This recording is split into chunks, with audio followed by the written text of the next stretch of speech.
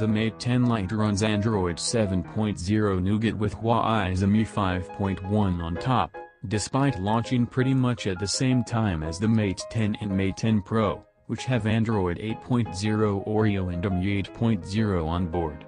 This is one of the differences you'll have to live with, unless Huawei ever decides to grace the cheapest member of the Mate 10 family with the latest tasty treat.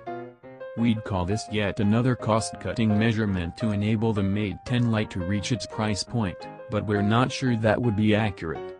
It may just have been a matter of prioritizing development of MI 8 for the flagships. But as Huawei is a huge corporation, we're baffled as to why it wasn't able to find more software developers to work on that for the mid-range Mate 10 Lite as well. Huawei Mate 10 Lite long-term review.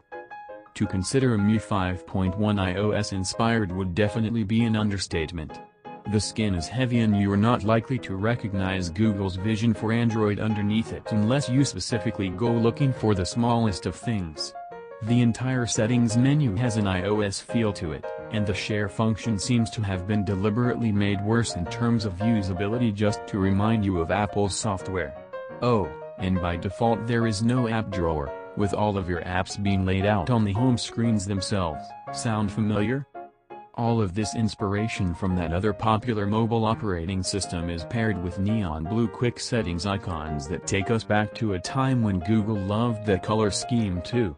It was introduced in Android Honeycomb, perfected in Ice Cream Sandwich and Jelly Bean, and altogether forgotten starting with Lollipop.